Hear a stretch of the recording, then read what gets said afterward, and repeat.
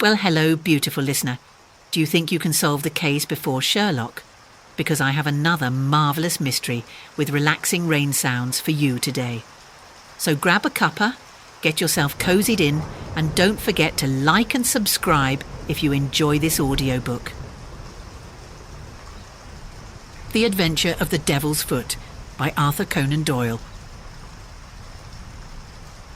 In recording from time to time some of the curious experiences and interesting recollections which I associate with my long and intimate friendship with Mr. Sherlock Holmes, I have continually been faced by difficulties caused by his own aversion to publicity.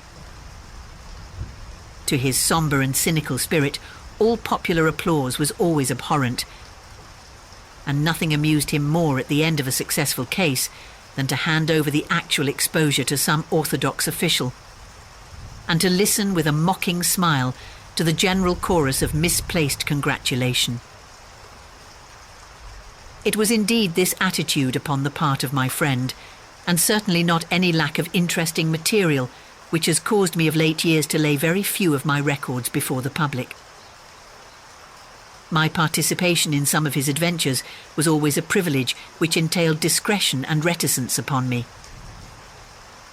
It was then with considerable surprise that I received a telegram from Holmes last Tuesday. He has never been known to write where a telegram would serve, in the following terms. Why not tell them of the Cornish horror, the strangest case I have handled? I have no idea what backward sweep of memory had brought the matter fresh to his mind, or what freak had caused him to desire that I should recount it, but I hasten, before another cancelling telegram may arrive, to hunt out the notes which give me the exact details of the case, and to lay the narrative before my readers.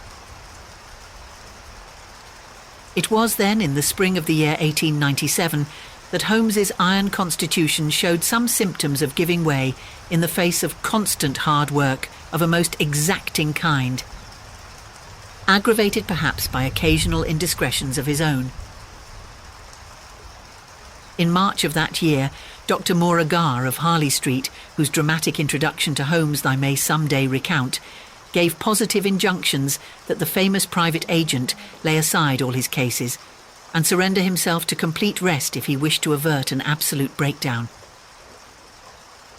The state of his health was not a matter in which he himself took the faintest interest, for his mental detachment was absolute. But he was induced at last, on the threat of being permanently disqualified from work, to give himself a complete change of scene and air.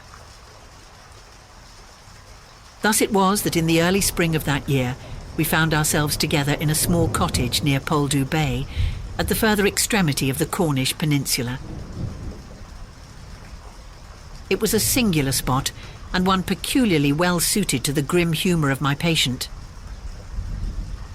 From the windows of our little whitewashed house, which stood high upon a grassy headland, we looked down upon the whole sinister semicircle of Mounts Bay, that old death-trap of sailing vessels, with its fringe of black cliffs and surge-swept reefs on which innumerable seamen have met their end. With a northerly breeze it lies placid and sheltered, inviting the storm-tossed craft to tack into it for rest and protection. Then come the sudden swirl round of the wind, the blistering gale from the southwest, the dragging anchor, the lee shore, and the last battle in the creaming breakers. The wise mariner stands far out from that evil place. On the land side our surroundings were as sombre as on the sea. It was a country of rolling moors, lonely and dun-coloured, with an occasional church tower to mark the site of some old-world village. In every direction upon these moors there were traces of some vanished race which had passed utterly away, and left as its sole record strange monuments of stone, irregular mounds which contained the burned ashes of the dead, and curious earthworks which hinted at prehistoric strife. The glamour and mystery of the place, with its sinister atmosphere of forgotten nations, appealed to the imagination of my friend, and he spent much of his time in long walks and solitary meditations upon the moor. The ancient Cornish language had also arrested his attention, and he had, I remember, conceived the idea that it was akin to the Chaldean and had been largely derived from the Phoenician traders in tin. He had received a consignment of books upon philology and was settling down to develop this thesis when suddenly, to my sorrow and to his unfeigned delight, we found ourselves, even in that land of dreams, plunged into a problem at our very doors which was more intense, more engrossing, and infinitely more mysterious than any of those which had driven us from London. Our simple life and peaceful, healthy routine were violently interrupted, and we were precipitated into the midst of a series of events which caused the utmost excitement not only in Cornwall, but throughout the whole west of England. Many of my readers may retain some recollection of what was called at the time the Cornish horror, though a most imperfect account of the matter reached the London press. Now, after 13 years, I will give the true details of this inconceivable affair to the public. I have said that scattered towers marked the villages which dotted this part of Cornwall. The nearest of these was the hamlet of Tredannick Wallace, where the cottages of a couple of hundred inhabitants clustered round an ancient moss-grown church. The vicar of the parish, Mr. Roundhay, was something of an archaeologist, and as such, Holmes had made his acquaintance. He was a middle-aged man, portly and affable, with a considerable fund of local lore. At his invitation, we had taken tea at the vicarage, and had come to know also Mr. Mortimer Tregennis, an independent gentleman who increased the clergyman's scanty resources by taking rooms in his large, straggling house. The vicar, being a bachelor, was glad to come to such an arrangement, though he had little in common with his lodger, who was a thin, dark, spectacled man with a stoop which gave the impression of actual physical deformity. I remember that during our short visit we found the vicar garrulous, but his lodger strangely reticent. A sad-faced, introspective man, sitting with averted eyes, brooding apparently upon his own affairs.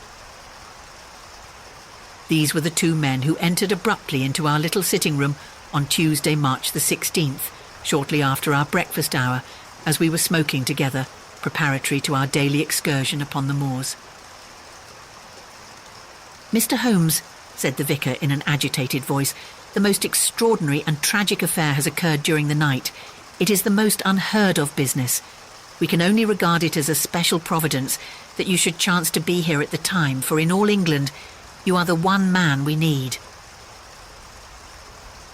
I glared at the intrusive vicar with no very friendly eyes, but Holmes took his pipe from his lips and sat up in his chair like an old hound who hears the view halloa.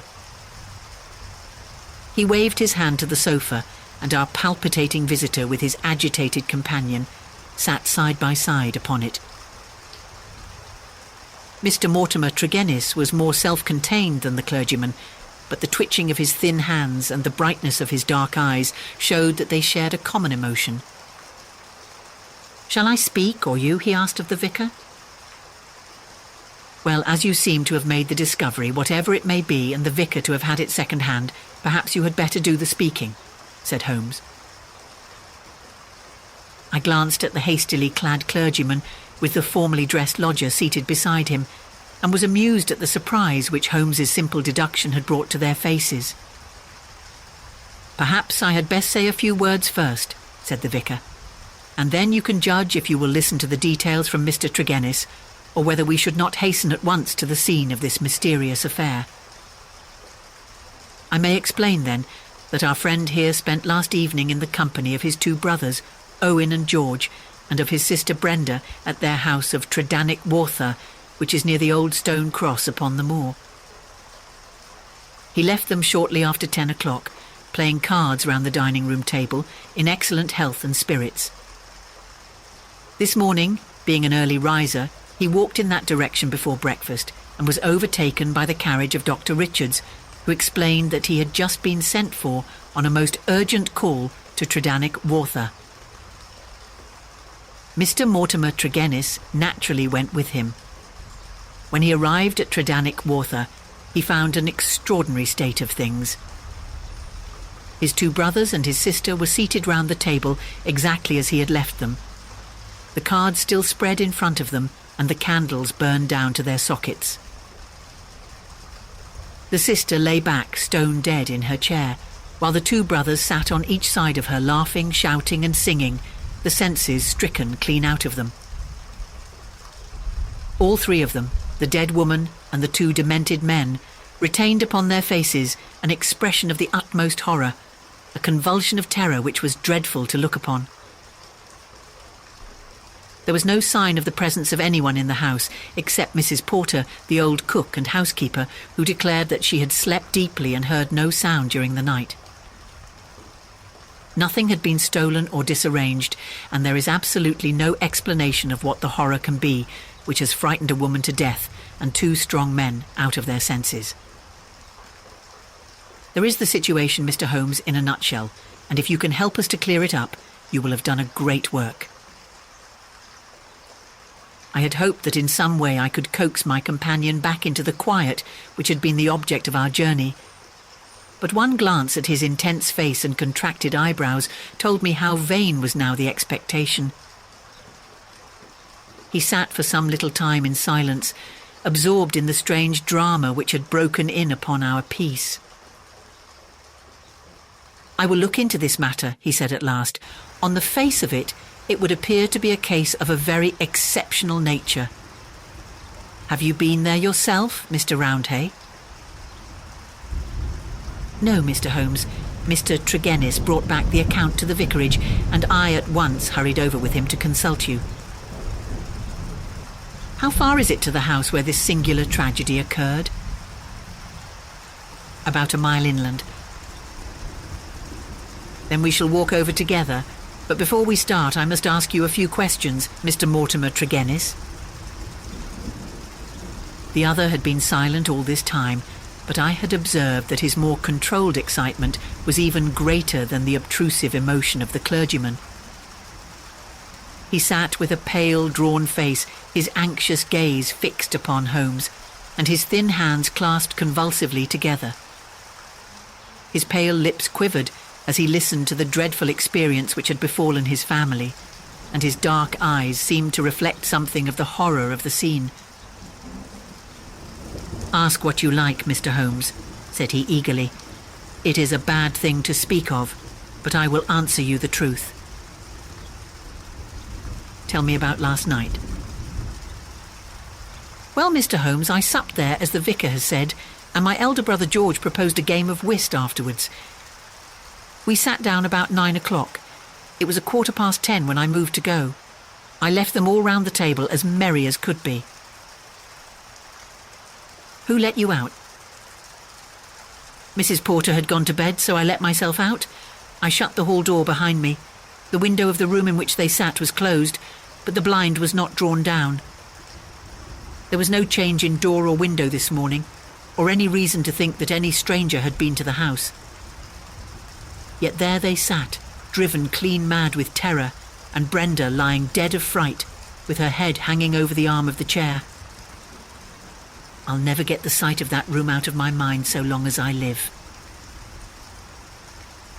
"The facts, as you state them, are certainly most remarkable," said Holmes. "I take it that you have no theory yourself which can in any way account for them." "It's devilish, Mr. Holmes, devilish," cried Mortimer Tregennis. "It is not of this world. Something has come into that room which has dashed the light of reason from their minds. What human contrivance could do that?" "I fear," said Holmes, "that if the matter is beyond humanity, it is certainly beyond me. Yet we must exhaust all natural explanations before we fall back upon such a theory as this. As to yourself, Mr. Tregennis, I take it you were divided in some way from your family, since they lived together and you had rooms apart?" "That is so, Mr. Holmes, though the matter is past and done with. We were a family of tin miners at Redruth, but we sold our venture to a company, and so retired with enough to keep us. I won't deny that there was some feeling about the division of the money, and it stood between us for a time, but it was all forgiven and forgotten, and we were the best of friends together." Looking back at the evening which you spent together, does anything stand out in your memory as throwing any possible light upon the tragedy? Think carefully, Mr. Tregennis, for any clue which can help me. There is nothing at all, sir. Your people were in their usual spirits? Never better. Were they nervous people? Did they ever show any apprehension of coming danger? Nothing of the kind. You have nothing to add, then, which could assist me? Mortimer Tregennis considered earnestly for a moment. There is one thing occurs to me, said he at last. As we sat at the table, my back was to the window, and my brother George, he being my partner at cards, was facing it. I saw him once look hard over my shoulder, so I turned round and looked also. The blind was up and the window shut, but I could just make out the bushes on the lawn, and it seemed to me for a moment that I saw something moving among them. I couldn't even say if it was man or animal, but I just thought there was something there. When I asked him what he was looking at, he told me that he had the same feeling. That is all that I can say. Did you not investigate? No, the matter passed as unimportant. You left them then without any premonition of evil? None at all. I'm not clear how you came to hear the news so early this morning. I am an early riser and generally take a walk before breakfast. This morning I had hardly started when the doctor in his carriage overtook me. He told me that old Mrs. Porter had sent a boy down with an urgent message. I sprang in beside him and we drove on. When we got there, we looked into that dreadful room. The candles and the fire must have burned out hours before, and they had been sitting there in the dark until dawn had broken. The doctor said Brenda must have been dead at least 6 hours. There were no signs of violence. She just lay across the arm of the chair with that look on her face. George and Owen were singing snatches of songs and gibbering like two great apes. Oh, it was awful to see. I couldn't stand it, and the doctor was as white as a sheet. Indeed, he fell into a chair in a sort of faint, and we nearly had him on our hands as well. Remarkable, most remarkable, said Holmes, rising and taking his hat. I think, perhaps, we had better go down to Tredannick Water without further delay. I confess that I have seldom known a case which at first sight presented a more singular problem. Our proceedings of that first morning did little to advance the investigation. It was marked, however, at the outset by an incident which left the most sinister impression upon my mind. The approach to the spot at which the tragedy occurred is down a narrow, winding country lane. While we made our way along it, we heard the rattle of a carriage coming towards us and stood aside to let it pass. As it drove by us, I caught a glimpse through the closed window of a horribly contorted, grinning face glaring out at us. Those staring eyes and gnashing teeth flashed past us like a dreadful vision. "My brothers!" cried Mortimer Tregennis, white to his lips. "They are taking them to Helston." We looked with horror after the black carriage lumbering upon its way. Then we turned our steps towards this ill-omened house in which they had met their strange fate. It was a large and bright dwelling, rather a villa than a cottage, with a considerable garden, which was already, in that Cornish air, well filled with spring flowers. Towards this garden, the window of the sitting-room fronted, and from it, according to Mortimer Tregennis, must have come that thing of evil which had by sheer horror in a single instant blasted their minds. Holmes walked slowly and thoughtfully among the flower plots and along the path before we entered the porch. So absorbed was he in his thoughts, I remember, that he stumbled over the watering pot, upset its contents, and deluged both our feet and the garden path. Inside the house we were met by the elderly Cornish housekeeper, Mrs. Porter, who, with the aid of a young girl, looked after the wants of the family. She readily answered all Holmes's questions. She had heard nothing in the night. Her employers had all been in excellent spirits lately, and she had never known them more cheerful and prosperous. She'd fainted with horror upon entering the room in the morning and seeing that dreadful company round the table. She had, when she recovered, thrown open the window to let the morning air in, and had run down to the lane, whence she sent a farm lad for the doctor. The lady was on her bed upstairs if we cared to see her. It took 4 strong men to get the brothers into the asylum carriage. She would not herself stay in the house another day, and was starting that very afternoon to rejoin her family at St. Ives. We ascended the stairs and viewed the body. Miss Brenda Tregennis had been a very beautiful girl, though now verging upon middle age. Her dark, clear-cut face was handsome, even in death, but there still lingered upon it something of that convulsion of horror which had been her last human emotion. From her bedroom we descended to the sitting room, where this strange tragedy had actually occurred. The charred ashes of the overnight fire lay in the grate. On the table were the 4 guttered and burned-out candles, with the cards scattered over its surface. The chairs had been moved back against the walls, but all else was as it had been the night before. Holmes paced with light, swift steps about the room. He sat in the various chairs, drawing them up and reconstructing their positions. He tested how much of the garden was visible. He examined the floor, the ceiling, and the fireplace.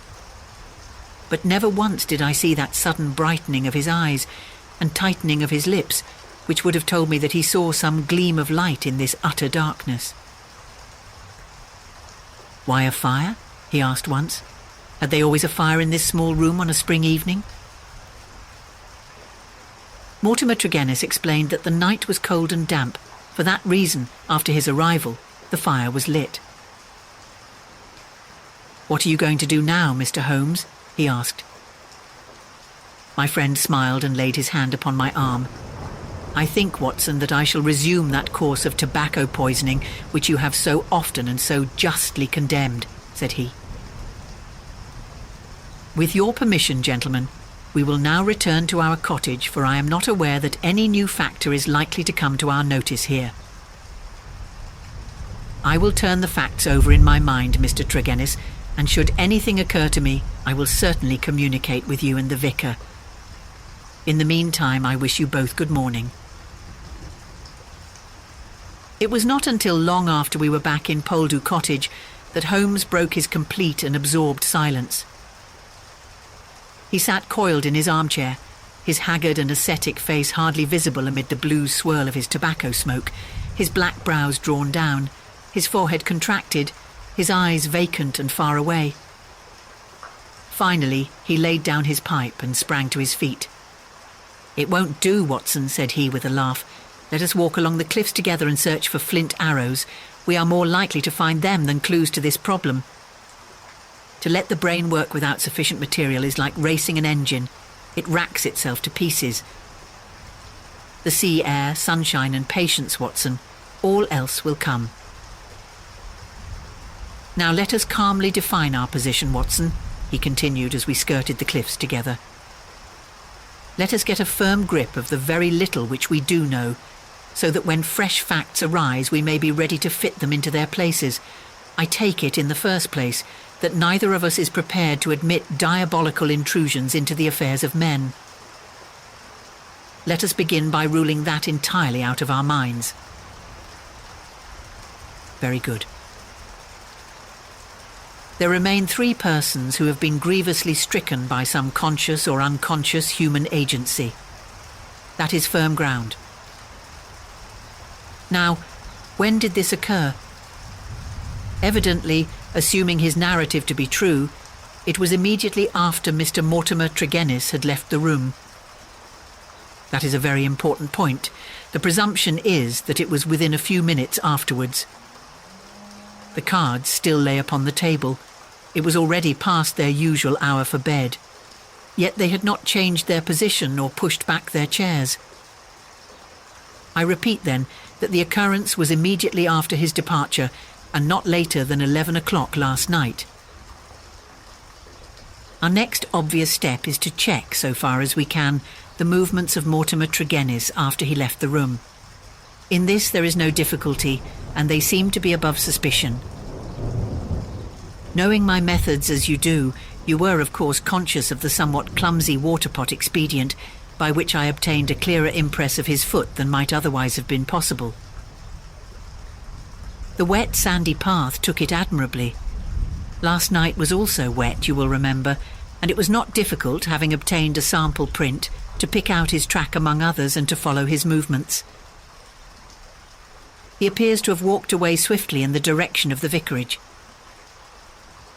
If then Mortimer Tregennis disappeared from the scene, and yet some outside person affected the card players, how can we reconstruct that person, and how was such an impression of horror conveyed? Mrs. Porter may be eliminated. She is evidently harmless. Is there any evidence that someone crept up to the garden window and in some manner produced so terrific an effect that he drove those who saw it out of their senses? The only suggestion in this direction comes from Mortimer Tregennis himself, who says that his brother spoke about some movement in the garden. That is certainly remarkable, as the night was rainy, cloudy and dark. Anyone who had the design to alarm these people would be compelled to place his very face against the glass before he could be seen. There is a 3-foot flower border outside this window, but no indication of a footmark. It is difficult to imagine, then, how an outsider could have made so terrible an impression upon the company, nor have we found any possible motive for so strange and elaborate an attempt. You perceive our difficulties, Watson. They are only too clear, I answered with conviction. And yet, with a little more material, we may prove that they are not insurmountable, said Holmes. I fancy that among your extensive archives, Watson, you may find some which were nearly as obscure. Meanwhile, we shall put the case aside until more accurate data are available and devote the rest of our morning to the pursuit of Neolithic man. I may have commented upon my friend's power of mental detachment, but never have I wondered at it more than upon that spring morning in Cornwall, when for 2 hours he discoursed upon celts, arrowheads and shards, as lightly as if no sinister mystery were waiting for his solution. It was not until we had returned in the afternoon to our cottage that we found a visitor awaiting us, who soon brought our minds back to the matter in hand. Neither of us needed to be told who that visitor was. The huge body, the craggy and deeply seamed face with the fierce eyes and hawk-like nose, the grizzled hair which nearly brushed our cottage ceiling, the beard, golden at the fringes and white near the lips, save for the nicotine stain from his perpetual cigar. All these were as well known in London as in Africa, and could only be associated with the tremendous personality of Dr. Leon Sterndale, the great lion hunter and explorer. We had heard of his presence in the district, and had once or twice caught sight of his tall figure upon the moorland paths. He made no advances to us, however, nor would we have dreamed of doing so to him, as it was well known that it was his love of seclusion which caused him to spend the greater part of the intervals between his journeys in a small bungalow buried in the lonely wood of Beauchamp-Ariens. Here, amid his books and his maps, he lived an absolutely lonely life, attending to his own simple wants and paying little apparent heed to the affairs of his neighbours. It was a surprise to me, therefore, to hear him asking Holmes in an eager voice whether he had made any advance in his reconstruction of this mysterious episode. "The county police are utterly at fault," said he, "but perhaps your wider experience has suggested some conceivable explanation. My only claim to being taken into your confidence is that during my many residences here, I have come to know this family of Tregennis very well. Indeed, upon my Cornish mother's side, I could call them cousins. And their strange fate has naturally been a great shock to me. I may tell you that I had got as far as Plymouth upon my way to Africa, but the news reached me this morning, and I came straight back again to help in the inquiry." Holmes raised his eyebrows. "Did you lose your boat through it?" "I will take the next. Dear me, that is friendship indeed. I tell you they were relatives. Quite so, cousins of your mother. Was your baggage aboard the ship? Some of it, but the main part at the hotel. I see. But surely this event could not have found its way into the Plymouth morning papers. No, sir, I had a telegram. Might I ask from whom? A shadow passed over the gaunt face of the explorer. You are very inquisitive, Mr. Holmes. It is my business. With an effort, Dr. Sterndale recovered his ruffled composure. I have no objection to telling you, he said. It was Mr. Roundhay, the vicar, who sent me the telegram which recalled me. Thank you, said Holmes. I may say in answer to your original question that I have not cleared my mind entirely on the subject of this case, but that I have every hope of reaching some conclusion. It would be premature to say more. Perhaps you would not mind telling me if your suspicions point in any particular direction? No, I can hardly answer that. Then I have wasted my time and need not prolong my visit. The famous doctor strode out of our cottage in considerable ill humour, and within 5 minutes Holmes had followed him. I saw him no more until the evening, when he returned with a slow step and haggard face, which assured me that he had made no great progress with his investigation. He glanced at a telegram which awaited him and threw it into the grate. From the Plymouth Hotel, Watson, he said. I learned the name of it from the vicar, and I wired to make certain that Dr. Leon Sterndale's account was true. It appears that he did indeed spend last night there, and that he has actually allowed some of his baggage to go on to Africa, while he returned to be present at this investigation. What do you make of that, Watson? He is deeply interested. Deeply interested, yes, there is a thread here which we had not yet grasped, and which might lead us through the tangle. Cheer up, Watson, for I am very sure that our material has not yet all come to hand. When it does, we may soon leave our difficulties behind us. Little did I think how soon the words of Holmes would be realised, or how strange and sinister would be that new development which opened up an entirely fresh line of investigation. I was shaving at my window in the morning when I heard the rattle of hooves and, looking up, saw a dog cart coming at a gallop down the road. It pulled up at our door, and our friend, the vicar, sprang from it and rushed up our garden path. Holmes was already dressed, and we hastened down to meet him. Our visitor was so excited that he could hardly articulate, but at last, in gasps and bursts, his tragic story came out of him. We are devil-ridden, Mr. Holmes. My poor parish is devil-ridden, he cried. Satan himself is loose in it. We are given over into his hands. He danced about in his agitation, a ludicrous object if it were not for his ashy face and startled eyes. Finally, he shot out his terrible news. Mr. Mortimer Tregennis died during the night, and with exactly the same symptoms as the rest of his family.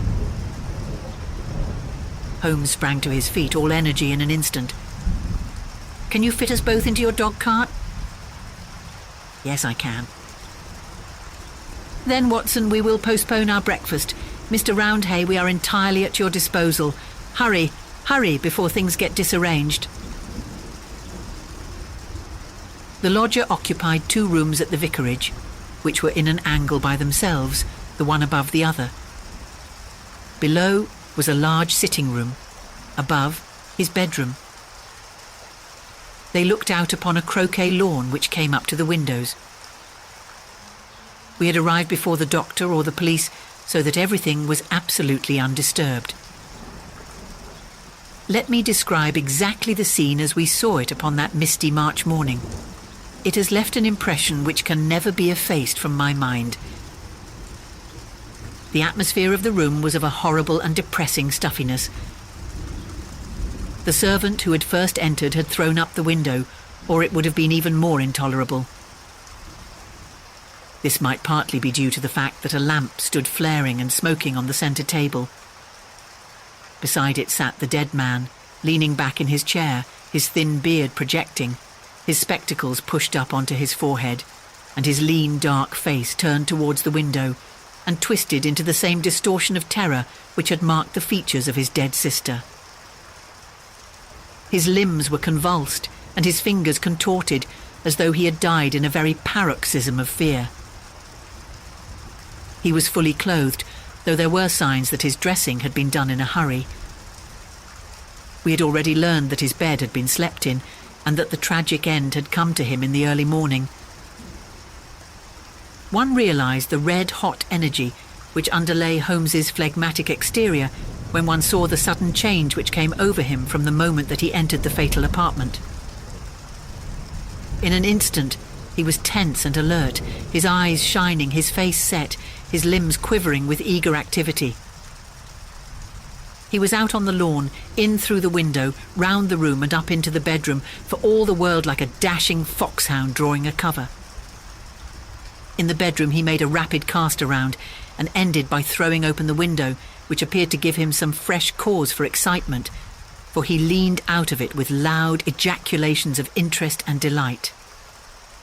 Then he rushed down the stair, out through the open window, threw himself upon his face on the lawn, sprang up and into the room once more, all with the energy of the hunter who is at the very heels of his quarry. The lamp, which was an ordinary standard, he examined with minute care, making certain measurements upon its bowl. He carefully scrutinised with his lens the talc shield which covered the top of the chimney and scraped off some ashes which adhered to its upper surface, putting some of them into an envelope which he placed in his pocketbook. Finally, just as the doctor and the official police put in an appearance, he beckoned to the vicar and we all three went out upon the lawn. "I am glad to say that my investigation has not been entirely barren," he remarked. "I cannot remain to discuss the matter with the police, but I should be exceedingly obliged, Mr. Roundhay, if you would give the inspector my compliments and direct his attention to the bedroom window and to the sitting-room lamp. Each is suggestive, and together they are almost conclusive. If the police would desire further information, I shall be happy to see any of them at the cottage. And now, Watson, I think that perhaps we shall be better employed elsewhere." It may be that the police resented the intrusion of an amateur, or that they imagined themselves to be upon some hopeful line of investigation, but it is certain that we heard nothing from them for the next 2 days. During this time, Holmes spent some of his time smoking and dreaming in the cottage, but a greater portion in country walks which he undertook alone, returning after many hours without remark as to where he had been. One experiment served to show me the line of his investigation. He had bought a lamp which was the duplicate of the one which had burned in the room of Mortimer Tregennis on the morning of the tragedy. This he filled with the same oil as that used at the vicarage, and he carefully timed the period which it would take to be exhausted. Another experiment which he made was of a more unpleasant nature, and one which I am not likely ever to forget. "You will remember, Watson," he remarked one afternoon, "that there is a single common point of resemblance in the varying reports which have reached us. This concerns the effect of the atmosphere of the room in each case upon those who had first entered it. You will recollect that Mortimer Tregennis, in describing the episode of his last visit to his brother's house, remarked that the doctor on entering the room fell into a chair. You had forgotten? Well, I can answer for it that it was so. Now you will remember also that Mrs. Porter, the housekeeper, told us that she herself fainted upon entering the room and had afterwards opened the window. In the second case, that of Mortimer Tregennis himself, you cannot have forgotten the horrible stuffiness of the room when we arrived, though the servant had thrown open the window. That servant, I found upon inquiry, was so ill that she had gone to her bed. You will admit, Watson, that these facts are very suggestive. In each case there is evidence of a poisonous atmosphere. In each case also there is combustion going on in the room. In the one case a fire, in the other a lamp. The fire was needed, but the lamp was lit. As a comparison of the oil consumed will show, long after it was broad daylight. Why? Surely because there is some connection between three things: the burning, the stuffy atmosphere, and finally, the madness or death of those unfortunate people. That is clear, is it not? It would appear so. At least we may accept it as a working hypothesis. We will suppose then that something was burned in each case which produced an atmosphere causing strange toxic effects. Very good. In the first instance, that of the Tregennis family, this substance was placed in the fire. Now the window was shut, but the fire would naturally carry fumes to some extent up the chimney. Hence, one would expect the effects of the poison to be less than in the second case, where there was less escape for the vapour. The result seems to indicate that it was so, since in the first case only the woman, who had presumably the more sensitive organism, was killed, the others exhibiting that temporary or permanent lunacy, which is evidently the first effect of the drug. In the second case, the result was complete. The facts, therefore, seem to bear out the theory of a poison which worked by combustion. With this train of reasoning in my head, I naturally looked about in Mortimer Tregennis's room to find some remains of this substance. The obvious place to look was the talc shelf or smoke guard of the lamp. There, sure enough, I perceived a number of flaky ashes, and round the edges a fringe of brownish powder, which had not yet been consumed. Half of this I took, as you saw, and I placed it in an envelope. Why half, Holmes? It is not for me, my dear Watson, to stand in the way of the official police force. I leave them all the evidence which I found. The poison still remained upon the talc, had they the wit to find it. Now, Watson, we will light our lamp. We will, however, take the precaution to open our window to avoid the premature decease of two deserving members of society. And you will seat yourself near that open window in an armchair, unless, like a sensible man, you determine to have nothing to do with the affair. Oh, you will see it out, will you? I thought I knew my Watson. This chair I will place opposite yours, so that we may be the same distance from the poison and face to face. The door we will leave ajar. Each is now in a position to watch the other, and to bring the experiment to an end should the symptoms seem alarming. Is that all clear? Well then, I take our powder, or what remains of it, from the envelope, and I lay it above the burning lamp. So now, Watson, let us sit down and await developments. They were not long in coming. I had hardly settled in my chair before I was conscious of a thick, musky odour, subtle and nauseous. At the very first whiff of it, my brain and my imagination were beyond all control. A thick black cloud swirled before my eyes, and my mind told me that in this cloud, unseen as yet, but about to spring out upon my appalled senses, lurked all that was vaguely horrible, all that was monstrous and inconceivably wicked in the universe. Vague shapes swirled and swam amid the dark cloud bank, each a menace and a warning of something coming, the advent of some unspeakable dweller upon the threshold whose very shadow would blast my soul. A freezing horror took possession of me. I felt that my hair was rising, that my eyes were protruding, that my mouth was opened, and my tongue like leather. The turmoil within my brain was such that something must surely snap. I tried to scream and was vaguely aware of some hoarse croak which was my own voice, but distant and detached from myself. At the same moment, in some effort of escape, I broke through that cloud of despair and had a glimpse of Holmes's face, white, rigid and drawn with horror, the very look which I had seen upon the features of the dead. It was that vision which gave me an instant of sanity and of strength. I dashed from my chair, threw my arms round Holmes, and together we lurched through the door, and an instant afterwards had thrown ourselves down upon the grass plot, and were lying side by side, conscious only of the glorious sunshine which was bursting its way through the hellish cloud of terror which had girt us in. Slowly it rose from our souls like the mists from a landscape until peace and reason had returned, and we were sitting upon the grass, wiping our clammy foreheads and looking with apprehension at each other to mark the last traces of that terrific experience which we had undergone. "Upon my word, Watson," said Holmes at last with an unsteady voice, "I owe you both my thanks and an apology. It was an unjustifiable experiment, even for oneself, and doubly so for a friend. I am really very sorry." "You know," I answered with some emotion, for I have never seen so much of Holmes's heart before, "that it is my greatest joy and privilege to help you."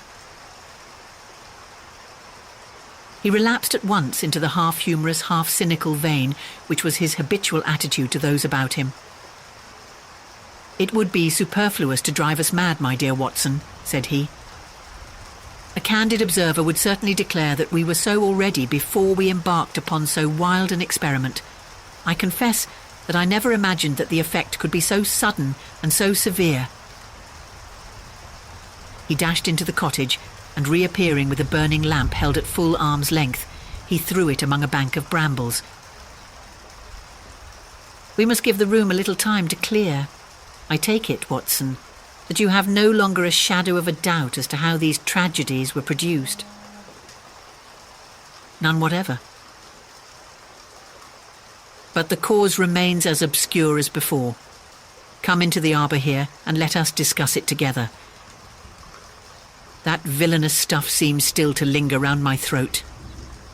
I think we must admit that all the evidence points to this man, Mortimer Tregennis, having been the criminal in the first tragedy, though he was the victim in the second one.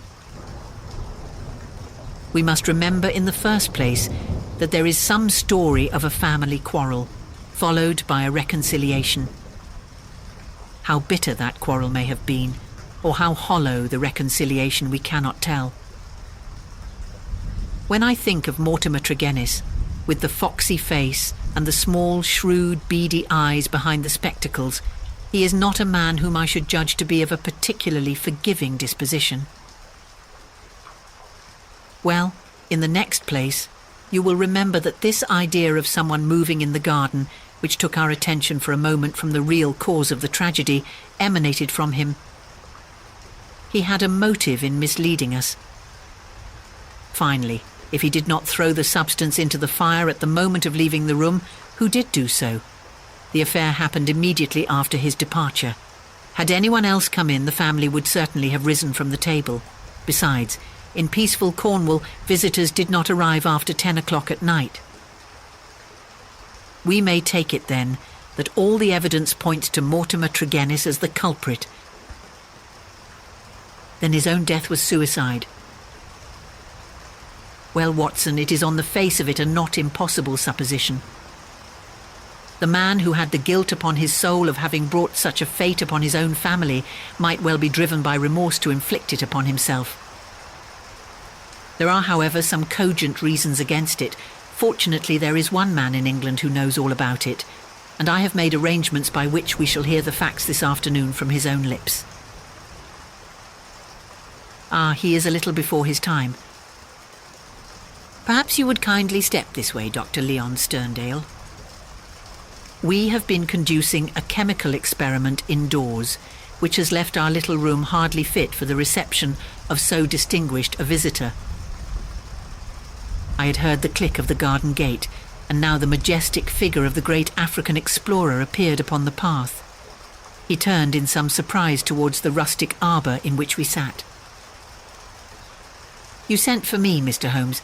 I had your note about an hour ago, and I have come, though I really do not know why I should obey your summons." "Perhaps we can clear the point up before we separate," said Holmes. "Meanwhile, I am much obliged to you for your courteous acquiescence. You will excuse this informal reception in the open air, but my friend Watson and I have nearly furnished an additional chapter to what the papers call the Cornish horror, and we prefer a clear atmosphere for the present." "Perhaps," since the matters which we have to discuss will affect you personally in a very intimate fashion. It is as well that we should talk where there can be no eavesdropping." The explorer took his cigar from his lips and gazed sternly at my companion. "I'm at a loss to know, sir," he said, "what you can have to speak about which affects me personally in a very intimate fashion." "The killing of Mortimer Tregennis," said Holmes. For a moment I wished that I were armed. Sterndale's fierce face turned to a dusky red, his eyes glared, and the knotted, passionate veins started out in his forehead, while he sprang forward with clenched hands towards my companion. Then he stopped, and with a violent effort he resumed a cold, rigid calmness, which was perhaps more suggestive of danger than his hot-headed outburst. "I have lived so long among savages and beyond the law," said he, "that I have got into the way of being a law to myself. You would do well, Mr. Holmes, not to forget it, for I have no desire to do you an injury." "Nor have I any desire to do you an injury, Doctor." Sterndale. "Surely the clearest proof of it is that, knowing what I know, I have sent for you and not for the police." Sterndale sat down with a gasp, overawed for perhaps the first time in his adventurous life. There was a calm assurance of power in Holmes's manner which could not be withstood. Our visitor stammered for a moment, his great hands opening and shutting in his agitation. "What do you mean?" he asked at last. "If this is bluff upon your part, Mr. Holmes, you have chosen a bad man for your experiment. Let us have no more beating about the bush. What do you mean?" "I will tell you," said Holmes, "and the reason why I tell you is that I hope frankness may beget frankness. What my next step may be will depend entirely upon the nature of your own defence." "My defence?" "Yes, sir." "My defence against what?" "Against the charge of killing Mortimer Tregennis." Sterndale mopped his forehead with his handkerchief. "Upon my word, you are getting on," said he. "Do all your successes depend upon this prodigious power of bluff?" "The bluff," said Holmes sternly, "is upon your side, Doctor, and not upon mine. As a proof, I will tell you some of the facts upon which my conclusions are based. Of your return from Plymouth, allowing much of your property to go on to Africa, I will say nothing save that it first informed me that you were one of the factors which had to be taken into account in reconstructing this drama. I came back. I have heard your reasons and regard them as unconvincing and inadequate. We will pass that. You came down here to ask me whom I suspected. I refused to answer you. You then went to the vicarage, waited outside it for some time, and finally returned to your cottage. How do you know that? I followed you. I saw no one. That is what you may expect to see when I follow you. You spent a restless night at your cottage, and you formed certain plans, which in the early morning you proceeded to put into execution. Leaving your door just as day was breaking, you filled your pocket with some reddish gravel that was lying heaped beside your gate. Sterndale gave a violent start and looked at Holmes in amazement. You then walked swiftly for the mile which separated you from the vicarage. You were wearing, I may remark, the same pair of ribbed tennis shoes which are at the present moment upon your feet. At the vicarage you passed through the orchard and the side hedge, coming out under the window of the lodger Tregennis. It was now daylight, but the household was not yet stirring. You drew some of the gravel from your pocket, and you threw it up at the window above you. Sterndale sprang to his feet. I believe that you are the devil himself, he cried. Holmes smiled at the compliment. It took 2 or possibly 3 handfuls before the lodger came to the window. You beckoned him to come down. He dressed hurriedly and descended to his sitting room. You entered by the window. There was an interview, a short one, during which you walked up and down the room. Then you passed out and closed the window, standing on the lawn outside, smoking a cigar and watching what occurred. Finally, after the death of Tregennis, you withdrew as you had come. Now, Dr. Sterndale, how do you justify such conduct? And what were the motives for your actions? If you prevaricate or trifle with me, I give you my assurance that the matter will pass out of my hands forever. Our visitor's face had turned ashen grey as he listened to the words of his accuser. Now he sat for some time in thought, with his face sunk in his hands. Then, with a sudden impulsive gesture, he plucked a photograph from his breast pocket and threw it on the rustic table before us. "That is why I have done it," said he. It showed the bust and face of a very beautiful woman. Holmes stooped over it. "Brenda Tregennis," said he. "Yes, Brenda Tregennis," repeated our visitor. "For years I have loved her. For years she has loved me. There is the secret of that Cornish seclusion which people have marvelled at. It has brought me close to the one thing on earth that was dear to me.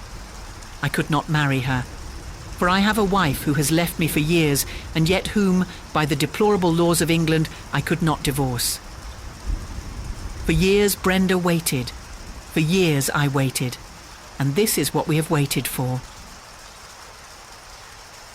A terrible sob shook his great frame, and he clutched his throat under his brindled beard. Then with an effort he mastered himself and spoke on. "The vicar knew he was in our confidence. He would tell you that she was an angel upon earth. That was why he telegraphed to me and I returned. What was my baggage or Africa to me when I learned that such a fate had come upon my darling? There you have the missing clue to my action, Mr. Holmes." "Proceed," said my friend. Dr. Sterndale drew from his pocket a paper packet and laid it upon the table. On the outside was written Radix Pedis Diaboli, with a red poison label beneath it. He pushed it towards me. "I understand that you are a doctor, sir. Have you ever heard of this preparation?" "Devil's foot root. No, I've never heard of it." "It is no reflection upon your professional knowledge, dear," said he, "for I believe that, save for one sample in a laboratory at Buda, there is no other specimen in Europe. It has not yet found its way either into the pharmacopoeia or into the literature of toxicology. The root is shaped like a foot, half human, half goat-like, hence the fanciful name given by a botanical missionary. It is used as an ordeal poison by the medicine men in certain districts of West Africa and is kept as a secret among them. This particular specimen I obtained under very extraordinary circumstances in the Ubangi country." He opened the paper as he spoke and disclosed a heap of reddish-brown snuff-like powder. "Well, sir?" asked Holmes sternly. "I am about to tell you, Mr. Holmes, all that actually occurred, for you already know so much that it is clearly to my interest that you should know all. I have already explained the relationship in which I stood to the Tregennis family. For the sake of the sister, I was friendly with the brothers. There was a family quarrel about money, which estranged this man Mortimer. But it was supposed to be made up, and I afterwards met him as I did the others. He was a sly, subtle, scheming man, and several things arose which gave me a suspicion of him, but I had no cause for any positive quarrel. One day, only a couple of weeks ago, he came down to my cottage and I showed him some of my African curiosities. Among other things, I exhibited this powder, and I told him of its strange properties, how it stimulates those brain centres which control the emotion of fear, and how either madness or death is the fate of the unhappy native who is subjected to the ordeal by the priest of his tribe. I told him also how powerless European science would be to detect it. How he took it I cannot say, for I never left the room, but there is no doubt that it was then, while I was opening cabinets and stooping to boxes, that he managed to abstract some of the devil's foot root. I well remember how he plied me with questions as to the amount and the time that was needed for its effect, but I little dreamed that he could have a personal reason for asking. I thought no more of the matter until the vicar's telegram reached me at Plymouth. This villain had thought that I would be at sea before the news could reach me, and that I should be lost for years in Africa. But I returned at once. Of course, I could not listen to the details without feeling assured that my poison had been used.